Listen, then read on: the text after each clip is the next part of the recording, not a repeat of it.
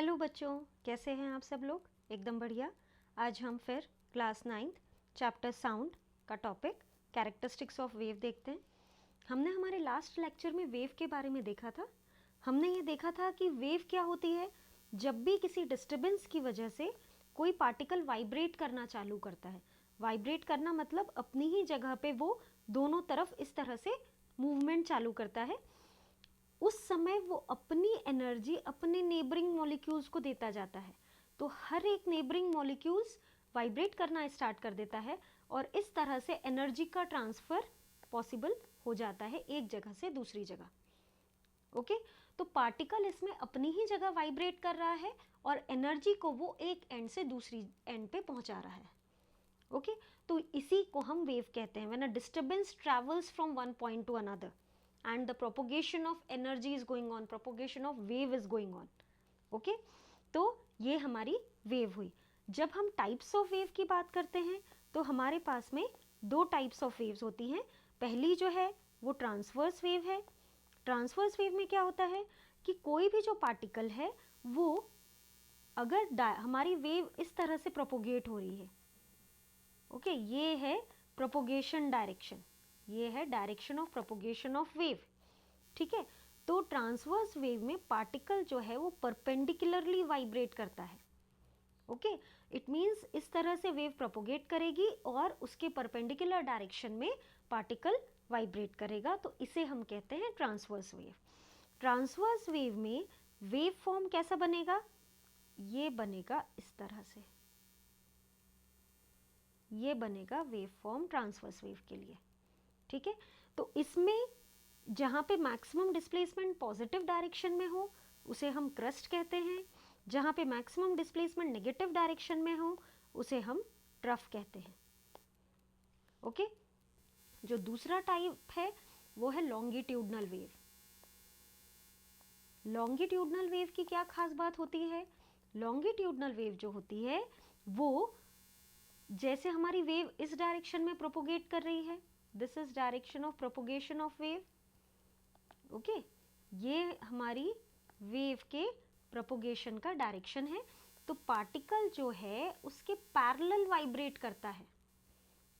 Okay, यहाँ पे perpendicular vibrate करता है, यहाँ पे पैरेलल वाइब्रेट करता है, और उस वजह से हम ये ऑब्जर्व करते हैं कि कहीं पे पार्टिकल बहुत क्लोज आ जाते हैं और कहीं पे पार्टिकल दूर दूर चले जाते हैं।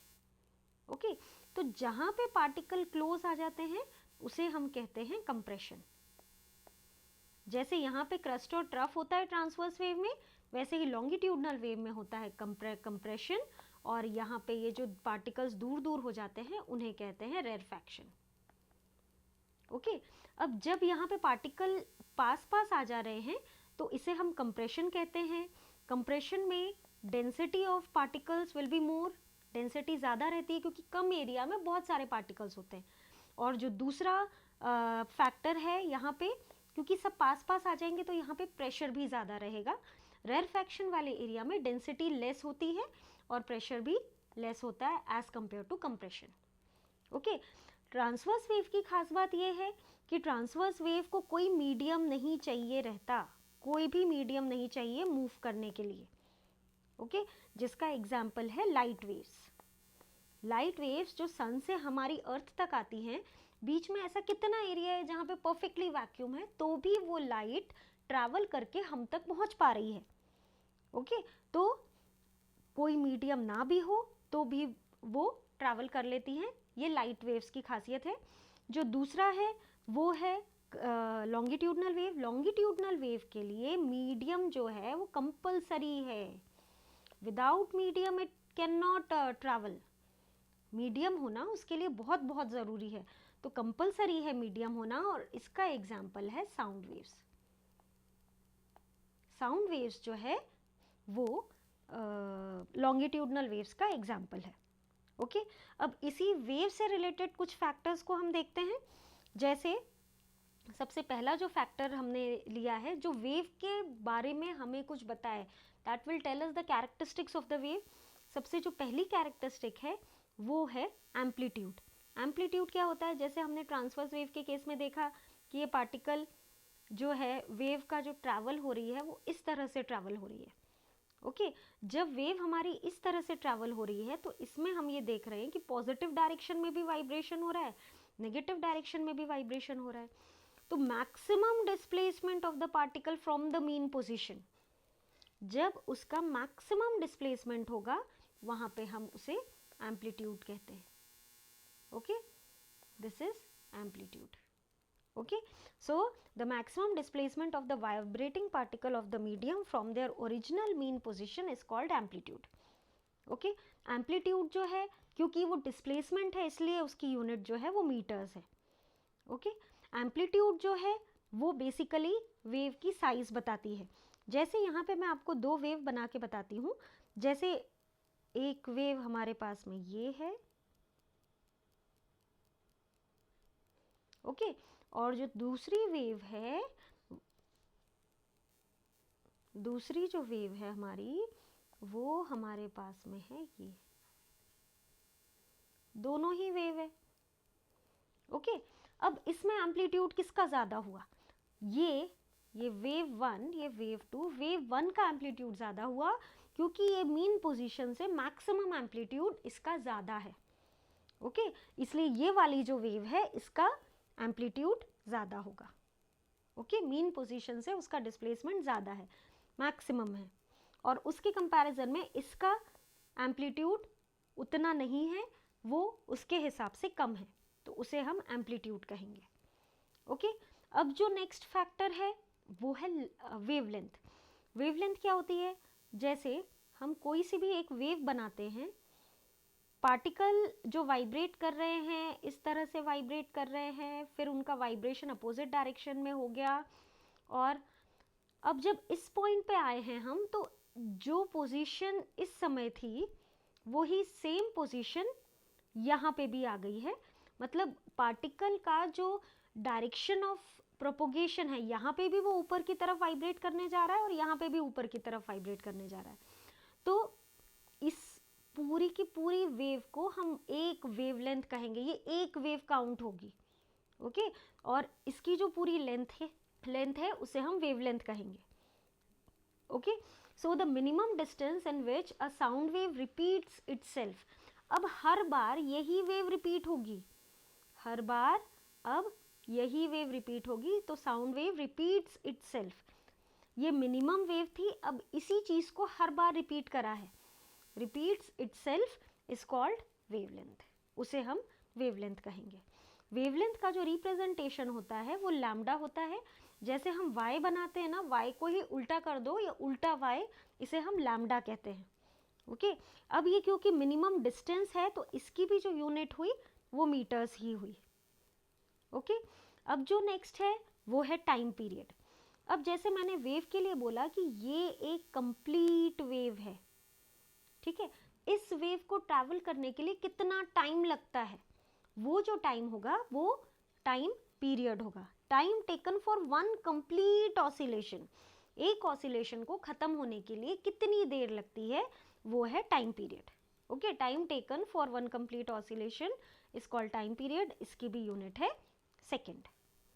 ओके नेक्स्ट जो है वो है frequency. Frequency is basically number of oscillations in unit time.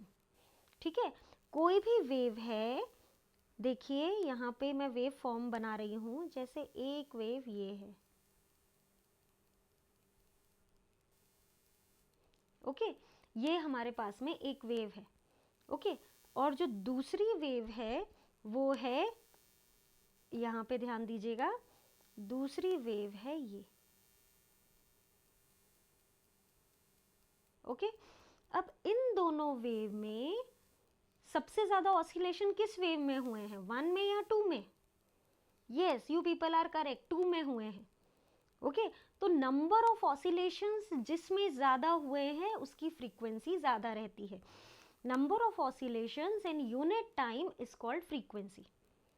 Okay कितने ऑसिलेशंस आपका बॉडी वाइब्रेशन जो हो रहे हैं, कितने वाइब्रेशंस हो रहे हैं यूनिट टाइम में। Unit time means 1 second, 1 minute, generally हम सेकेंड ही लेते हैं, तो उसे हम फ्रीक्वेंसी कहते हैं।